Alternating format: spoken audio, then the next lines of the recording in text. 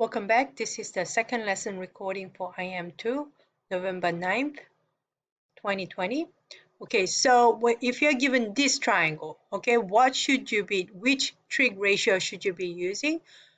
We're given 20 is the angle. So that's that reference angle. That means you put your foot right there. You're looking from this angle right here. Okay. Now, which are the side measurements that we are given? We're given this 20 and we're given this x. What does 20 represent? 20 represents the hypotenuse because that is the side that is opposite from the right angle. What is x? X is right next to me. Okay, it's not across from me, but it's right next to me. That means we call that adjacent side. So we're dealing with adjacent and hypotenuse. So adjacent and hypotenuse, which is the trig ratio that we should be using? It's the cosine. Okay, so we write the equation as cosine of 20 degrees because that's the angle measure that we're dealing with. 20 degrees is equal to x divided by 20 because x is the adjacent side, 20 is the hypotenuse side. And so adjacent of a hypotenuse, that's the equation right there. And then from here, we are told that cosine of 20 is 0.940. That means we can put that down. We can replace cosine of 20 as 0.940 on the next line and rewrite it as x over 20. And then from here, we multiply both sides by 20 and get the x value. What about this one? Okay, so again, we're going to put ourselves right where the angle measure, the reference angle is, and then figure out which are the two sides that we're dealing with. The x is across from where I'm standing, so that's the opposite. 45 is right next to where I'm standing. And the hypotenuse, we don't know about the hypotenuse. So we have opposite and adjacent, which is a trig ratio. We're dealing with tangent of theta. So tangent of 20 degrees is x, which is the opposite side, over adjacent, which is 15. Okay, and we know that tangent of 20 degrees is 0.364. So we can rewrite the equation as 0.6364 is equal to x over 15. All right, so at this point, I would like you to do card number 1 to 4. This should be really, really quick because this is very similar to, actually they are the same as what you did the other day, but it should, hopefully, you should be able to go through really fast. Okay, so I'm just going to give you 2 minutes to go through the first 4 cards. All right, so then this time we are changing the orientation, but it's still the same. You're just putting your foot where the reference angle is. Okay, so then you figure out, okay, which is the side x? The leg x is right next to me. That means it's the adjacent side. And the side with 12, that's across from the right angle, so that's the hypotenuse. So adjacent of a hypotenuse is cosine of theta. So cosine of 40 is, adjacent is x, hypotenuse is 12, so x over 12. So that's my equation to start off with. On the next line, I know that cosine of 40 is 0.766. So then you set it up, and then you multiply both sides by 12, and you get what x is equal to, the length of the x. What about this problem? Okay, so again, put your foot right where the angle is.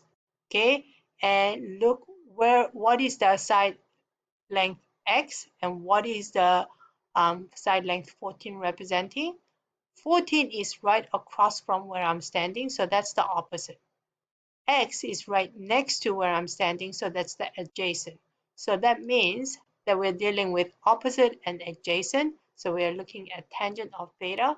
So that's tangent of 50 degrees is, opposite side is the 14, adjacent side is the x, so it's going to be 14 over x. Now in this case, all right, tangent of 50 is 1.192. So I am going to write this as 1.192 is equal to 14 divided by x. I'm going to solve this because I see a lot of students make the mistake here. Here, you can't just multiply both sides by 14 to cancel out the 14 and somehow get the x to be on the numerator.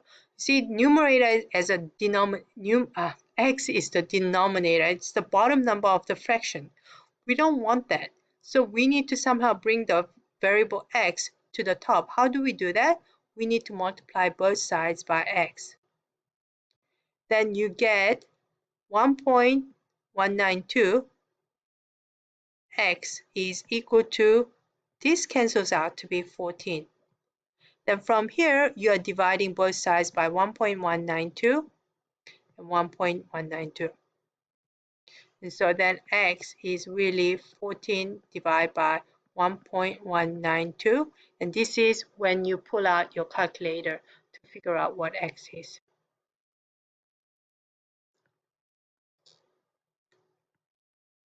All right, so then now you are going to do card number 5 to 9. It's just reference angles are at different orientation. So please try that now. Pause the video.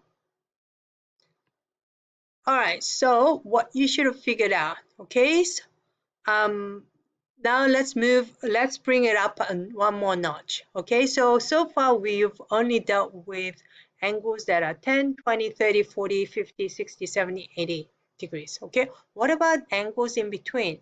Well, the angles in between, they all have set ratios as well, okay? Just like 10, 20, 30, 40, 50, 60, 70, 80 degree triangles had set ratio. So 27 has a set ratio, and if you look at the trig table,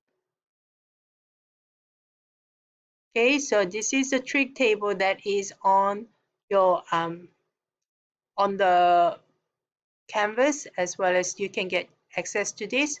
Here we go. So this tells you for many different degrees, okay? So the angle measure goes from 0, 1 all the way to, so it's not limited by all the tens, okay? So the tens, 20s, they should all still be the same measurements as before, but we have all the in between as well. And in the olden days, well, before calculators, they used to have this thick book where you have more accurate measurement than just per degree, okay? So you will be, 1.1 degrees or 1.01 degrees and so on and so forth. Okay, so let's solve this problem first, okay, with what we know. Okay, so that means we're dealing with the reference angle of 27 degrees. So again, I am going to put my foot right here. Okay, so when I do that, x is right next to me. That means this is my adjacent side. And this, the 13, is across from me. This is my opposite side. The hypotenuse is the side that is across from the right angle, and we do not have the measurements. So we're dealing with opposite over adjacent, which is the tangent, right? Tangent of, so now we're looking at tangent of 27 degrees is going to be equal to opposite. That's, remember, tangent is always the opposite over adjacent. And that's from the acronym TOA, which says that tangent is opposite of adjacent, while as cosine is adjacent of a hypotenuse, while as sine is opposite of a hypotenuse. Okay, so what is the opposite side? That's 13, and adjacent side is x. Okay, so again, now we have to figure out what is tangent of 27 degrees. So to do that, we need to look at the table that I showed you. Okay, so I need to go find my 20 degrees angle. 27 degrees is right here. Okay, and I'm looking for tangent. That's 0.5095. 0.5095. So that's 0.5095 is going to be equal to 13 over x. Okay, now from here to solve, again, the x is a denominator. That's the bottom number of the fraction. That means that I can't just multiply both sides by 13. I need to multiply by x first to bring the variable x to the top. Okay, so then now we have 0.5095 x is equal to 13. And then from here, I am going to divide both sides by 0.5095, 0.5095, and that leaves me with x is equal to, and then from here you use the calculator. Okay, so then you get 13 divided by 0.5095, and you get 25.51 to the nearest two decimal places. Okay, so but make sure that when you put that in, it makes sense. Okay, this should be the shortest side, 13, and this should be much longer. Okay, and for 27 degrees, 27 is pretty a small angle, so you would expect it to be much bigger than 13. Great. So now I am going to ask you to go on to card number 10 to 15. Remember, when you're solving this, you need to first locate the reference angle, then analyze which sides are involved. Is it the adjacent leg, is it the opposite leg, or is it the hypotenuse? Then you pick the right trig tool, is it sine, cosine, or tangent, and then write the ratio equation, and then solve for missing side. You are going to need to use the table, the document, to figure out the different angle measures. Okay?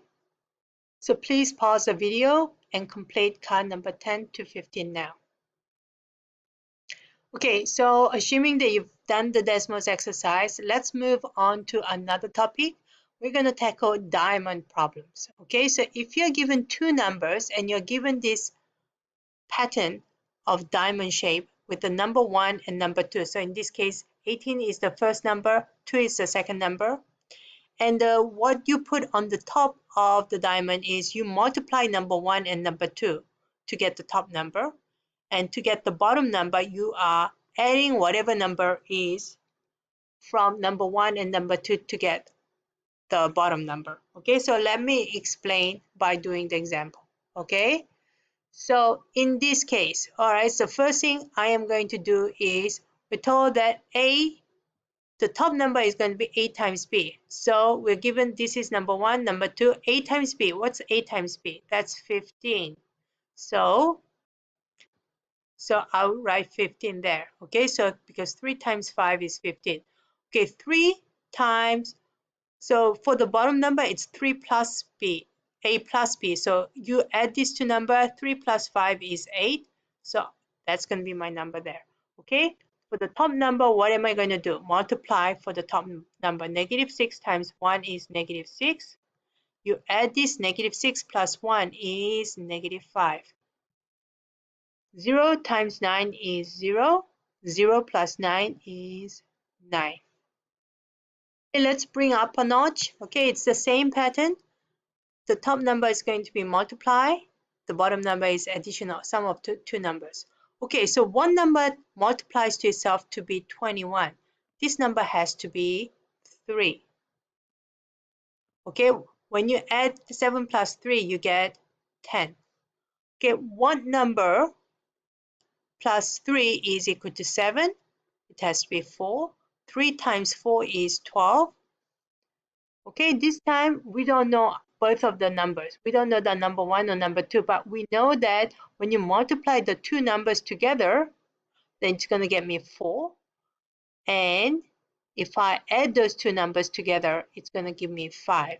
So then I need to be thinking about what are the factors of 4. It could be 2 and 2, or it could be 1 and 4, or it could be negative 1 and negative 4, and negative 2 and negative 2, right? But what if I add 1 and 4, that would get to be 5 right there. Okay, so I figured out what the numbers are. Great, that was the lesson for the day.